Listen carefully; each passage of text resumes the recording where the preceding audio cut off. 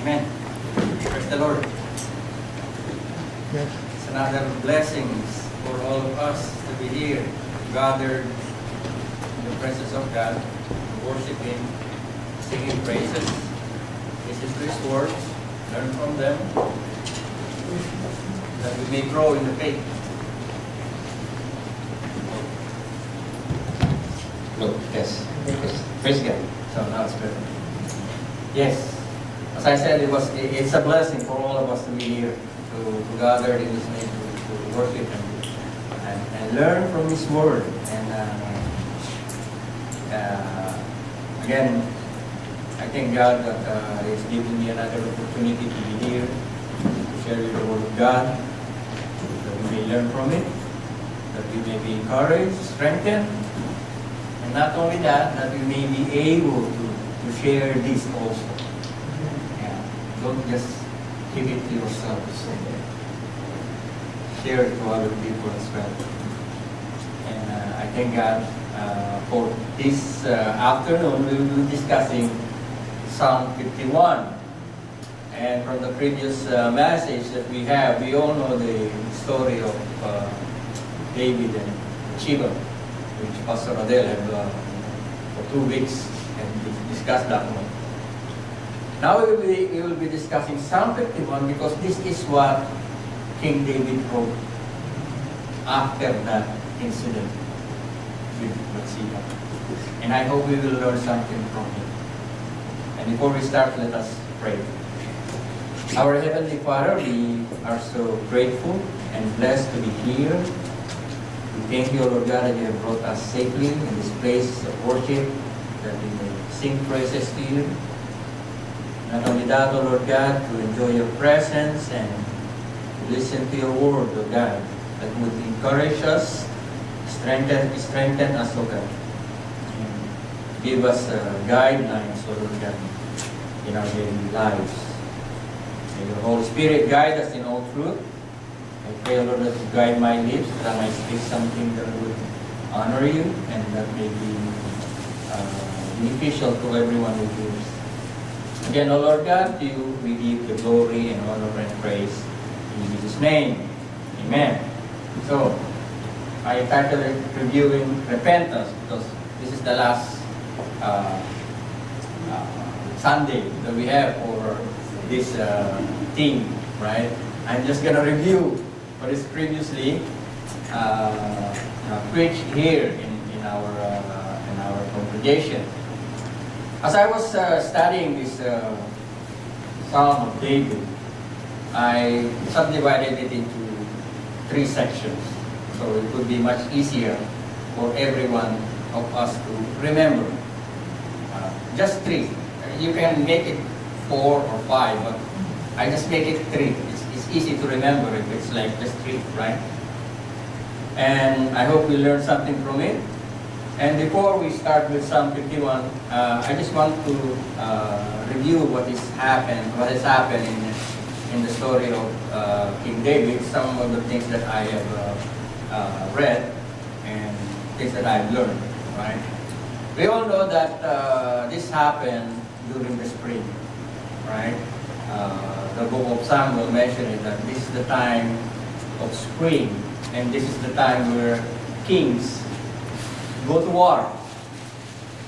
But at this moment, we see that David is not going to war, right?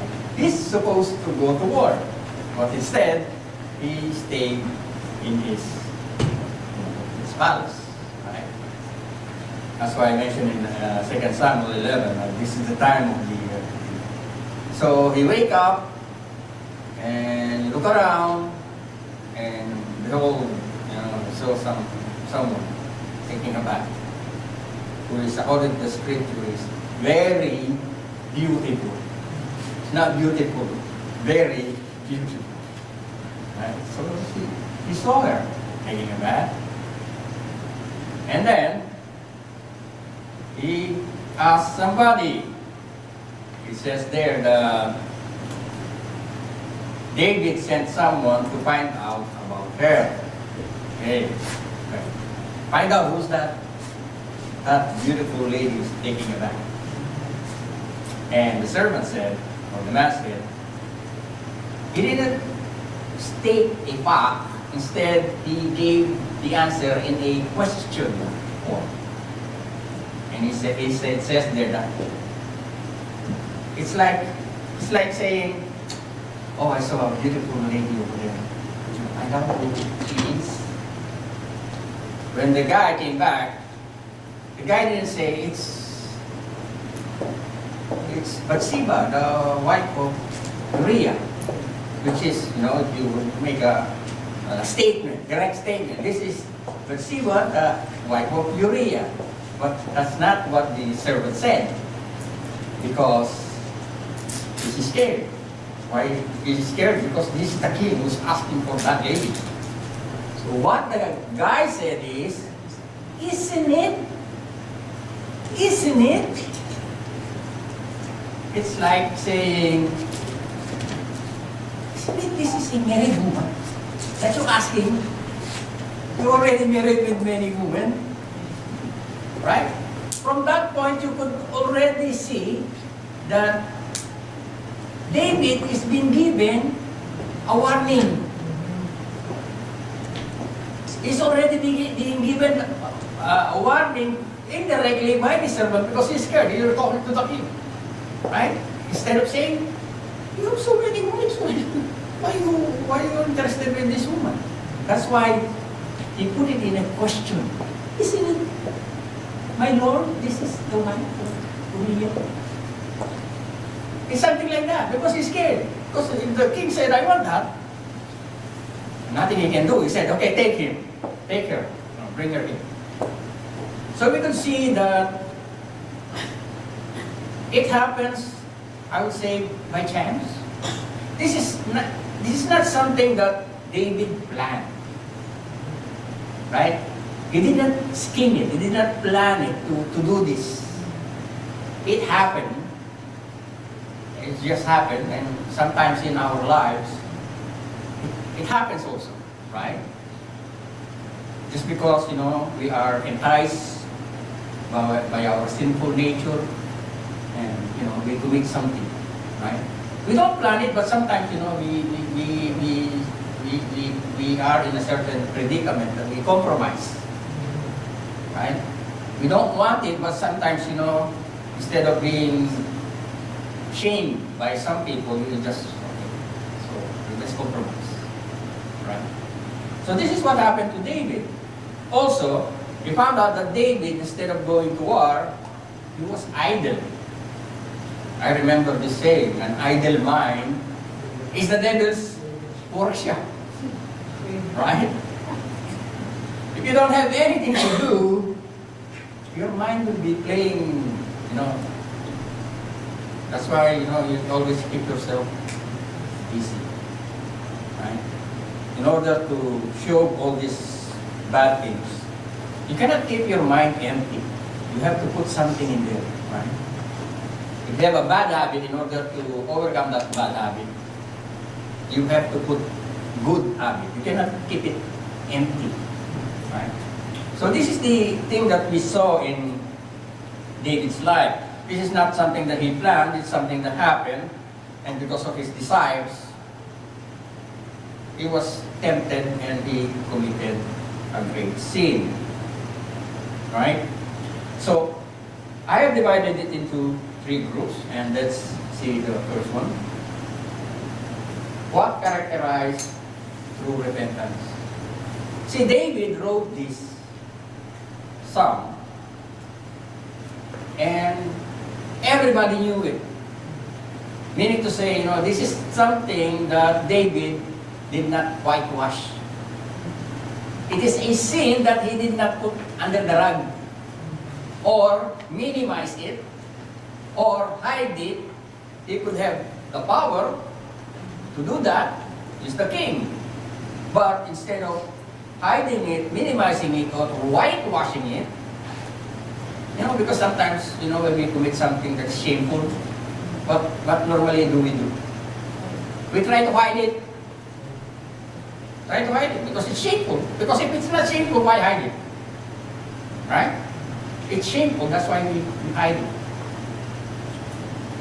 So David did not do that. He has the power to do that, but he didn't do it. Instead, he wrote a psalm for everybody to know. And not only in his generation, even up to our generation, people found out that he did something wrong. And this is one of the characteristics of a truly repentant person. And this is the thing that we will be discussing today, that I hope that we would learn something from David. His characteristic. And I divided it into, as I said, into three things. First is the plea. He pleaded with God. The first part of the Psalm 51, it's a plea. It's something that David is asking before God. I am pleading you, or God, my God. And he said here, be gracious to me, O God, according to your loving kindness. According to your great compassion, blot out my transgression, wash me and cleanse me from my sin. Here you can see that David's plea is for grace. He is not asking for justice. Because if he is asking for justice, he deserves to be punished. But he is pleading for God's grace and mercy. And he even stated, because of your loving kindness, because of your compassion. So, David is pleading before God, Lord, be gracious to me. And what is grace? Grace is something that we don't deserve. Undeserved favor. David does not deserve that, but he is asking for God, please, at least be merciful to me. Right? He's pleading before God. And he's even stating that God, because of your compassion and your loving kindness, he knew God in a personal way. Remember last time that Pastor Adele mentioned that, God will not let any sin unpunished. Right? He may forgive us, but the consequence of our sin sometimes lingers on. Right? So don't think that because you are a Christian, you are forgiven by God, there are no consequences. That's not true. You're lucky if there's no consequences. But there is always consequence for something if we do something that is not right. It may not happen immediately, but it might happen eventually. So here we can say that David is asking for God's grace. I don't deserve it, Lord, but because you are loving and you are very compassionate, I am pleading for that side of your attributes. Not the justice of God, but the mercy of God. He humbled himself, he's pleading with God. He knows that he is guilty because he already mentioned it. I know my transgressions, my sin. I have sinned. I have done what is evil. I've done something wrong. He confessed his sin. He did not hide it. He did not whitewash it. He did not minimize it. He declared it openly and even wrote it and declared to everyone in the kingdom until to our time that he had sinned against God. I've done evil. Imagine, the first thing that he did is to have sleep with Bathsheba, and then he got pregnant, and then it adds up. See, when you try to hide, cover up something that is not right, it multiplies. Right? It is better to admit it, period. You admit it. Yeah, I have sinned. I made a mistake. Sorry. Right? And then, everything finished. Stop. But if we hide like David, try to cover it up, it multiplies first. Because Bathsheba, because of the adultery, it resulted into pregnancy. And then it resulted in, okay, now what are you going to do? Your husband is not here and you're pregnant. How can you become pregnant when your husband is here? Bring your husband, try to cover it up, but it did not work. What's plan B? Okay, let's try this again. Okay, let's make him drunk. Didn't happen, didn't work. Okay, what can I do? Okay, the only way we can do is for this guy not to find out. Let's make him die or kill him in the second way. The sad thing is, if you read the scripture, the instruction, the death sentence, I would say, written to Joab, that Uriah should be, killed in the war, and guess who carried? Uriah. Uriah is the one delivering this death sentence. What an evil guy to do that. I mean, you're killing this person and you handed him his death sentence without telling him that this paper actually is for you to die. And you handed it to him. That's why David eventually realized how bad, how evil it is, what he did. Right? That's why he couldn't help it. When he was confronted by Nathan, he said, Lord, I know my sins. I know them. I did this. It's terrible. My sins are ever before me, and against you, only you I have sinned. Why did he say only you? Eventually, we sin against God because God is the one who gave us this commandment. Right?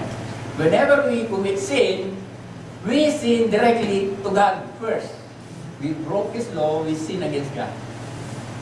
That's the primary thing. Right? Of course, we also commit sin with our neighbors and friends. But the primary one, that we commit our sin, is before God because He is the one who gave these instructions. So I have sinned. Right? And then, next one is, he said, so that you are justified when you speak and blameless when you judge.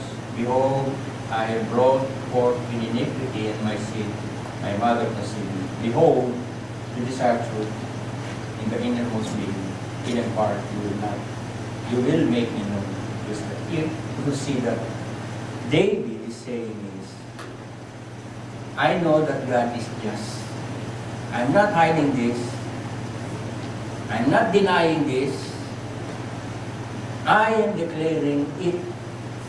And when you pass judgment, it is blameless. Whatever God passes judgment on people, on us, it is just. We deserve it. Right? And some people say, oh, why did God let these people, sick, or let these people suffer and all these things? In fact, we are alive, it's a miracle. Right? Because the punishment of sin is death. You're not still dead, you're just sick. Right? And some people complain, why do I suffer? You suffer, you're still alive. Right? You're still alive. You deserve to die. Right? Because the penalty of sin is death. God has still let you live. Right? And some people, when they complain, they don't realize that the penalty of sin is death right away. Right? But here David said, Lord, you are right. You are right. I don't blame you. I deserve this. I only plead for your mercy. When we approach God with humility, with a humble heart, right? That is the only way we can approach God when we sin. No whitewashing, no hiding, No minimizing. Just admit it to God. Lord, I have sinned against you. Right?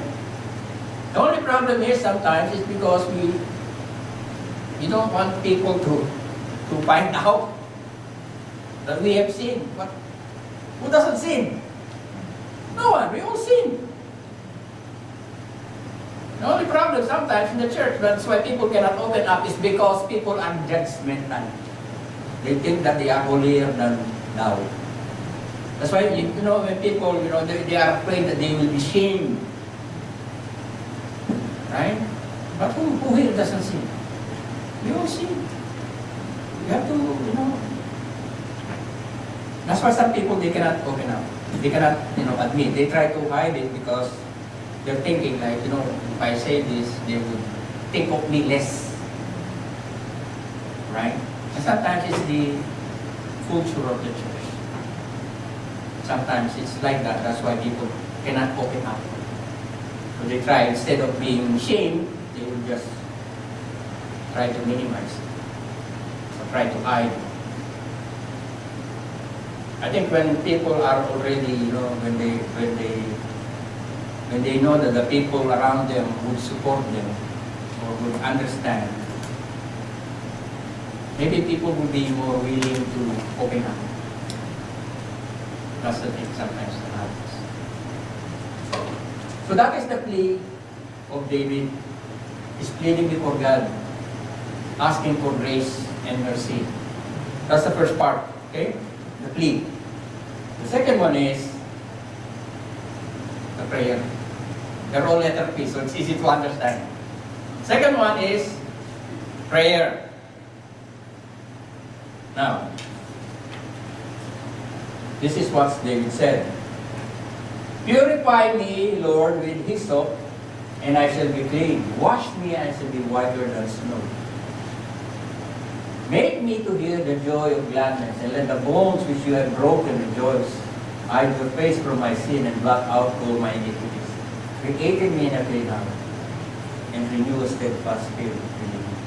Do not cast me away from your presence, and do not take your Holy Spirit from me. Restore to me the joy of your salvation, and sustain me with a willing spirit. So the first part, 7, is God in David's prayer is asking for cleansing, for purification. Right? Because once you sin against God, there is the Jewish, they have a practice of making sacrifice, cleansing.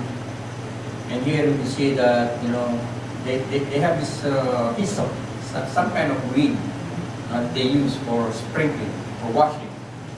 And he said there, if you will purify me, I will be clean. If you wash me, I will be whiter than snow.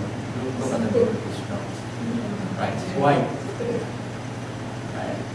Whiter, it said there. Whiter than snow. The snow is already white, but it's whiter than this. I'll be whiter than the snow. Right? And then he mentioned in 8, make me hear joy and gladness. Let the bones which you have broken rejoice. Why?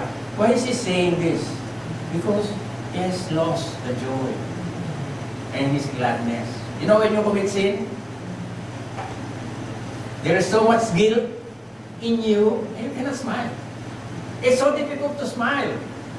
It's so difficult to be happy because you're ridden by guilt. Right? And this is what David is asking. Lord, remove this guilt of mine. I know I have sinned, but make me here, make me joyful again. And then even mention here, hide your face from my sin and blot out my iniquities. Hide your face from my sin. Some people say, when you become a Christian, the Lord forget all your sin. Well, God does not forget, right? God does not forget. Some people say, when you become a Christian, God forgets all your sin. No, He does not forget all our sins. He said, I will remember them. Meaning to say, God still knows them, but He does not remember them. He does not count them against you. That is what it meant. That's why, in Psalms 32, I believe, 32, also a Psalm of David, he said, "Blessed is the one whose transgressions are forgiven, whose sins are covered. Blessed is the man whose sin the Lord does not count against him, and in whose spirit is no deceit." See? The Lord does not count against him. He knows, but He does not count it against us when we become believers. Right? And here in 10, verse 10, he said there, "Create in me a clean heart, O God, and renew a steadfast spirit in me." First is to create a clean heart. Clean heart. Right? The problem is, if we don't have a clean heart, which God will create in us, nothing we do makes any difference. Anything that we do without a clean heart is garbage. It does not please God. That's why God desires the innermost. You mention it maybe later. Right? He desires the innermost. Right? The first thing is to have a clean heart. And renew a steadfast spirit in me. It says there, renew. To renew. A steadfast. What do you mean by steadfast? Steadfast is to be firm. Right? What he was saying here is to renew it. The steadfastness is coming from God. Right? The steadfastness is coming from God. And here, the sustaining power also is coming from God. Now the question is this. Which one is correct?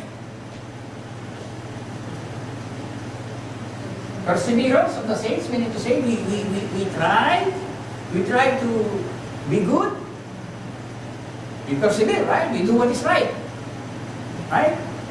Or, it is God who preserves us. Are we the one doing it? Or is it God doing it? It's a big question. It's a very big theological question. Who is going to do it? Are we doing it? Or is it God doing it? Right? It's a big question. Let's see. Philippians. This is what Paul said. "I am confident of this very thing, that He who began a good work in you will perfect it until the day of Christ." Who will began it? God. And who will perfect it? God. Preservation. Right? Okay. 2 Timothy. "He is able to guard what I have entrusted to Him until that day." So who is doing it? It's God who's doing it. Preservation. Right? Let's move forward. This is Peter, what Peter said. "Therefore, brethren, be all the more diligent." Well, excuse me. More diligent. Who's doing this? More diligent. Us. Right? To make certain about your calling. Right? Practice these things. Practice. Who's doing the practice? Is it God doing it? No, you. It's us. Yeah? So that you will never stumble. Who's doing that? You. So that you won't be stumbled. And then here, Philippians again, he says there, work out your salvation. You don't work for your salvation. You work out your salvation with fear and trembling. You work out means today you have to do something. So now, what's the answer? Both. There are 3 stages in the Christian life: justification, sanctification, glorification. Only sanctification is synergistic. The other 2 are monergistic. What does it mean? When you say monergistic, only one is acting. Meaning to say, our justification, we are justified before the sight of God. It is the work of God alone. We have no part in that. That's why they call it monergistic. The same way with our glorification, we have no part in our glorification. It is God who glorifies us. But our sanctification, we have a part. It is synergistic, it's two part. How does it work? I have no idea how does it work. But that is what God instructed us. He sustained us, He guided us. But again, God says, you have to do something. Right? It's a paradox. Right? So, this is the prayer of David. And let's go back in there. Here, he even mentioned, here, do not cast away me from your presence, and do not take the Holy Spirit from me. Right? Do not take your Holy Spirit. This is in the Old Testament. Okay? So in the Old Testament, God has poured His anointing or the Holy Spirit only on selected people. It's not for everyone. Only selected people. Not like what prophesied by Jude, that there will be a time that God will pour out His Spirit to everyone. That is in the Pentecost, right? For all believers indwelled by the Spirit of God. But in the Old Testament, only selected few. Right? And here, David is not saying the Holy Spirit that is in the believers for salvation. He's not talking about that. What he's talking about that, because in the Old Testament, when God anoints you with the Holy Spirit, it is a spirit that drives you to become a great leader. Only leaders, people God is using during those times. Remember, Saul also got this. He got this. This power, this anointing of God to rule. Right? Solomon got it. Moses got it. Some of the prophets got it. But not everyone got it. But David knew and realized what happened to Saul. He knew the effect. He knew the effect when God takes away that anointing. He's aware of that. Because Saul have disobeyed God many, many times.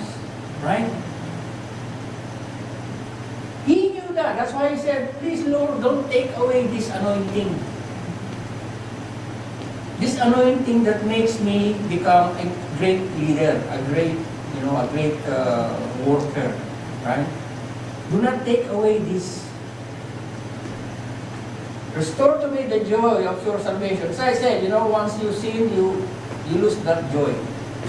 A believer doesn't lose his salvation, but he loses the joy of salvation. You become burdened with guilt. You cannot function. That's what David is saying. If you look at it, what's the difference between Saul and David? Nothing much big difference between both of them. The thing is, they are both sinners. Right? They're both sinners. The big difference that I could see between David and Saul is that Saul got justice, David got mercy. Because they're both sinners. Right? And some people would say, that's not fair. That's not fair. Yeah, that's not fair. Because both of them deserve justice. None of them deserve mercy. Because mercy is optional. You may get it, you may not get it. But justice is definite. When you sin, what do you sin? What do you deserve? Justice. You need to be punished. So when people say, it's not fair, yes, it is not fair, because David does not deserve mercy. That's why it's mercy. Right? And people say, no, it's not fair. Yeah, it's not fair.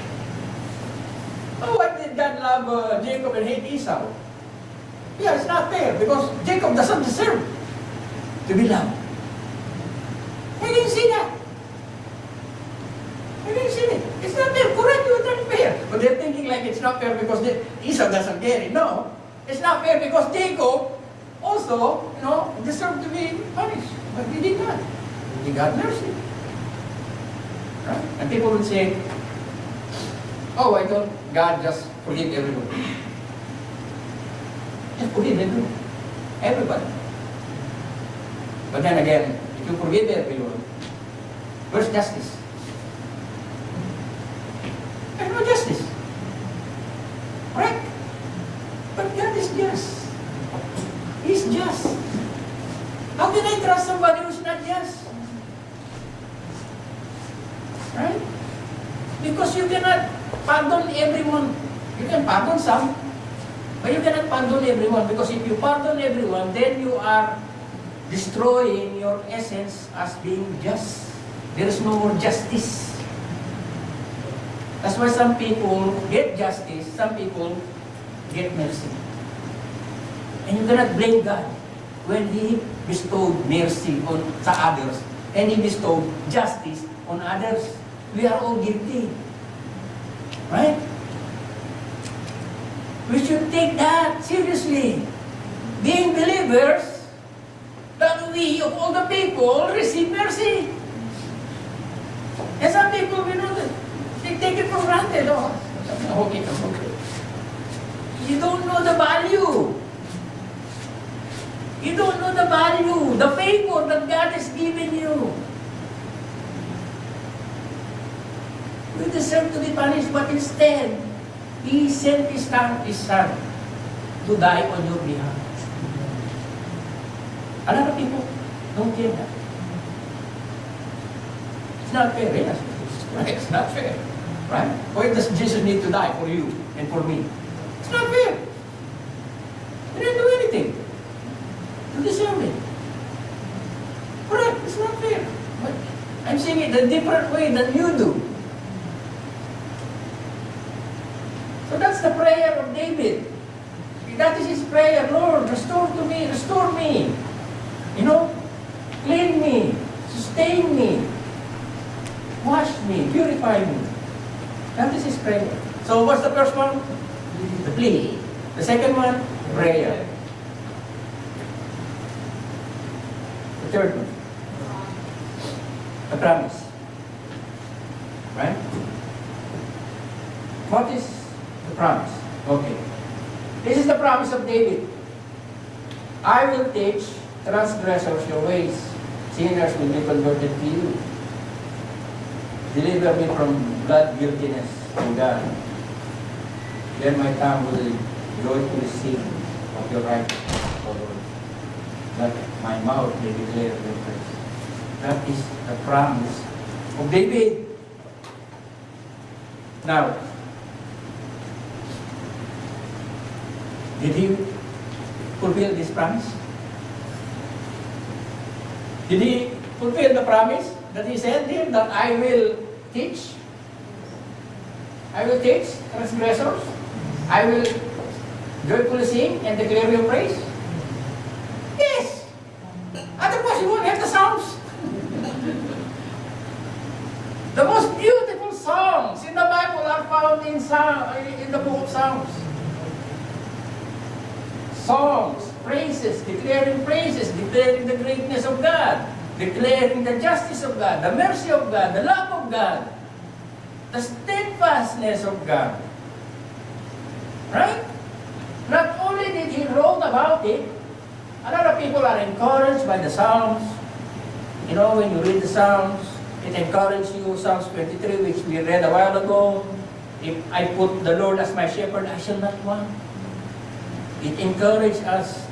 It strengthens us in our faith. It gives us a driving force to continue. Imagine what he promised here in Psalms 51. He did it. He obeyed it. And these are the things that characterize a true repentant person. It's not like, I'm sorry, okay, fine, that's it. No action. No real remorse. No confession. I did under the rug. Unfortunately, when somebody come and open the rug, you see all this dirt. You put something in your closet, when they open it, they see all the skeleton in the closet. Right? and you end up in a worse situation.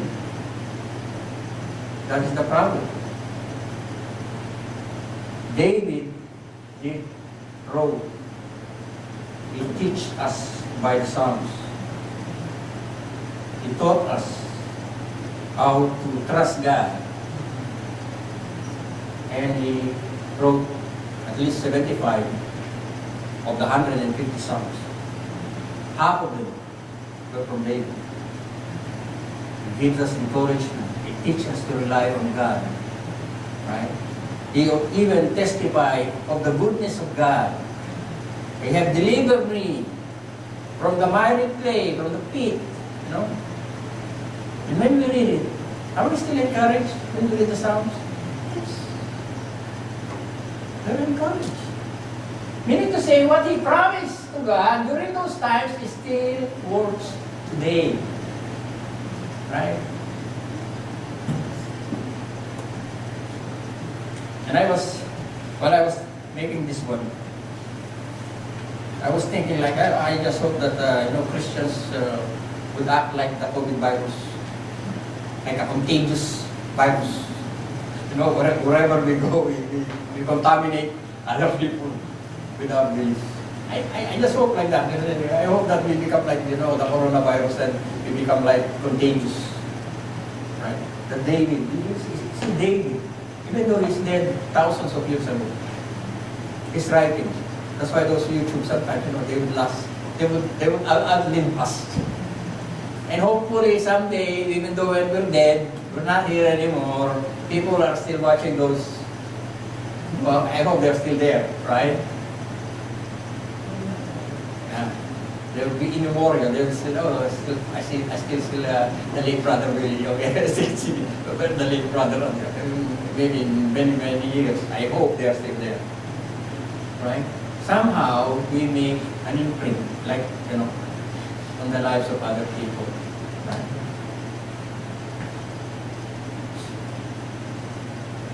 Here, also, God, or David said, for you do not delight in sacrifice, otherwise I will give it. You are not pleased with burnt offering. The sacrifice of God are a broken spirit, a broken and contrite heart, O God, you will not despise. Well, sacrifice, the sacrifice that David is talking about.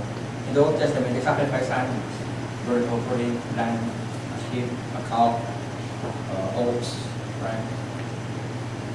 What he was saying here is that if my heart is not right, those offerings are useless. Whatever we do, if we don't have the right heart, is useless. It's not that saying, no, I don't want that, but, before you do that, you must have the right heart. Deal with the main problem first, the heart. If that is not right, no matter what we do, what service we do, what sacrifice we do, it's nothing. Useless. Right? It's not that God doesn't delight in the sacrifice. He delights, but you must have a contrite heart first. That's why here in 18 and 19 it says there, then, only then, you will delight. Only then, if you're right, you have a right heart, then only then that you will delight in the righteous sacrifice and burnt offering. Right? So before you do some offering, before you do some sacrifices, make your heart right before God. Let's pray. Father God, again, O Lord, we thank you for this beautiful afternoon. And we pray, Lord, that you continue to guide us, O Lord God, and strengthen us and remind us of the truth of your word. Truly, O Lord God, if our contrite and broken heart, you will not despise. And I thank you, Lord God, that you have given us these sounds, this afternoon that may encourage us and gives us, O God, something to ponder, something that we will imitate, O God, in the night of day. And we pray, Lord God, as David prayed, the Lord, that give us the steadfastness, O Lord. Guide us, strengthen us, and continue to uphold us with your mighty hands.